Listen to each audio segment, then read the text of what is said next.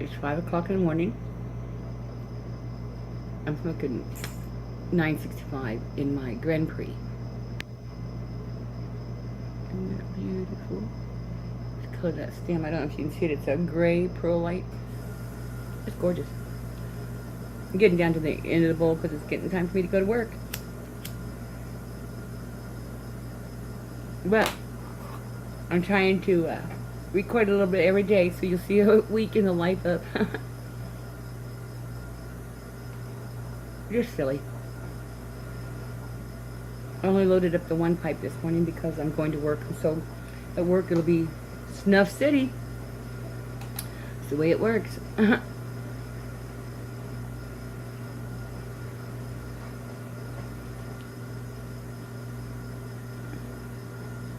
going to do a video for Benjamin Minchell, and he was talking about smells that bring back memories and stuff like that. So for the fun of it, I got out some Sutcliffe Almondine, just because of the memory that brings back. Now, the smell of the Almondine tobacco is kind of a mixed smell. Sometimes I'll even throw a little bit of Sutcliffe's cinnamon. No, Peter Stokeby's got some cinnamon, and I'll throw that into with that Almondine just to invoke that memory a little bit better. And what it is some of you might know that I have Mexican godparents, not Hispanic, Mexican. There's a difference. Not much, but other than the fact that my godparents lived in Taxco, Mexico, and so every summer when we were kids, we got to spend some time there in Taxco. And as I got older, I actually spent quite a bit of time there because it was easier to go there than to travel with us. So, but the Almondine flavor, and what it actually brings back is not the memory of the tobacco and stuff that was smoking, but the almond brings back the memory of when we would stay in Taxco. We'd go a lot of times late in the year, like October, November, and there was this fair or a festival that they had. It was right there in time. I think it was after the Festival of the Dead, but if it wasn't, it was right there at that same time frame. And what they would do is they would go up this mountain. There was lots of hills there, but there was one certain hill that was pretty high, and everybody would go up that hill, and they would bring back bugs. And they were just, well, what we would call stink bugs here. I'm not sure. I think they were called Jumies.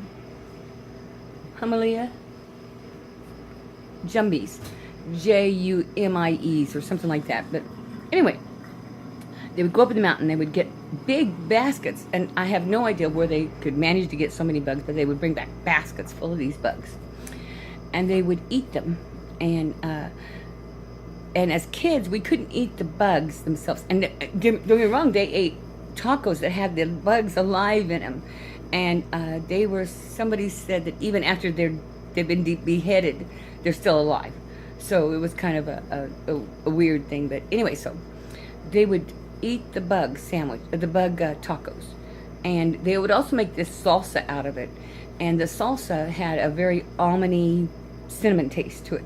But then we were only allowed to eat the salsa as kids and teenagers. We weren't allowed to eat the live bug tacos because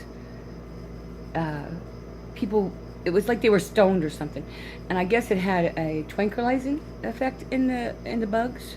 So it was kind of a neat thing to grow up with, another little bit of another history and stuff. But they would eat these bugs, and every year they would eat them, and they were also supposed to be like a good for you thing. But when they did that, they would make up a whole bunch of sauce, and that sauce they would just eat throughout the year. And I don't know if they still do it, you know, because I'm talking about like 45, 50 years ago that we did this. We're not talking about something that I've done recently, because I haven't been to Mexico in probably 15, 20 years. So, but my godparents were there, and so they lived in Taxco, and we'd go up to the mountains, and we would get those bugs. But the memory of the tobacco smoking from that area was a different type of a smell. The smell of the tobacco, well, okay, cigarettes were real prevalent then because it was in the 50s and the 60s, and cigarettes were around a long time. So a lot of the Mexicans just had rolled, their own cigarettes, and they had tons of cigarettes. But up there in the mountains, there was a bunch of them that would take the tobacco, and they would get a fairly limp leaf that was still a little greenish and stuff, and they would cut it right there down the middle so that the stem part, the part that usually gets cut out, was very definite in there. And then they would take and put a whole bunch of broken up tobacco that had been dried out and put in there, and then they would roll it. And it ended up being in a big cone. Not a big cone, but at the end, the end of their thing would be like this, and then it would come down real small. And I'm sure it has to do with being a predecessor to cigars or something, but I think it's just kind of one of their things that they did. And the smell from that tobacco was not a good smell. It was actually rather cloying and nauseating. It was a real smoky smell and very burnt smelling. And so, but that's what they would smoke while they were up there in those mountains picking those bugs, is those great big horns of tobacco. And so that's one of the, whenever I'm smoking, like say the Almondine, that's that memory that always comes back of us eating those little bugs in our salsa and stuff. It was kind of it was one of those things that was exciting to get to go do, because how many other people got to come back after being off for the winter and saying, hey, yeah, we went to Mexico and we ate bugs. and it was kind of neat. Like I say, it's one of those things. However, my aunt and my uncle, not my aunt, my godparents, but they were like aunt and uncles. They were European, actually. And although they were Mexican, dark-skinned and everything, they were European in the way that they cooked and stuff. It wasn't a lot of the Mexican spices that we got, other than around their friends and stuff. We mostly had a European flavor to the cooking that they did. A lot of olives, a lot of spices and stuff that were not the same spices as the Mexican. There wasn't a lot of cayennes in these and stuff. There was some flavoring, but it was, like a mole is, they used a Pozzoli, Ponzoli, P-O-Z-O-L-E, and it was a laurel and oregano type. It had, oh, and I remember some of the tamales they made. They used lots of raisins and stuff for flavor, and the sugar was, like say, a lot of times in the little raisins and the dates and stuff that they put in there. And they used to have pumpkin seed, just pumpkin tamales and plum tamales, and they were like a dessert type of thing, because you gotta realize that a tamale is just, basically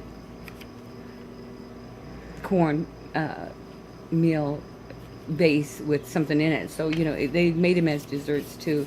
But I can remember, like say, whenever I smoked that almond, I remember all of that, going up there into the mountains and really enjoying my time there.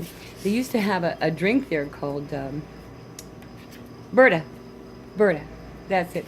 Us kids had to drink virgin Bertas, but for the most part, the Bertas were, it's lime and tequila and honey, and then just a mineral water, so a lot of times it was not a sparkling drink as much as you would think, and then they would take that, and it'd be a real thick mixture that they would make up. It was really thick with that honey and stuff, and then they would pour it over crushed ice, and it was almost like eating a snow cone.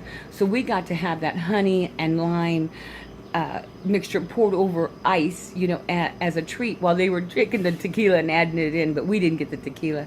But it was a nice memory to have, and every time, like say, I smoked Almondine, I get to visit Mexico again. So it was just a VR for Benjamin Mitchell, and he was talking about how certain smells of tobaccos generate a memory. And so, like say, whenever I'm smoking that Almondine, although it's not like the tobacco, it's more like the food that we ate while we were there. So everything brings back memories, doesn't it?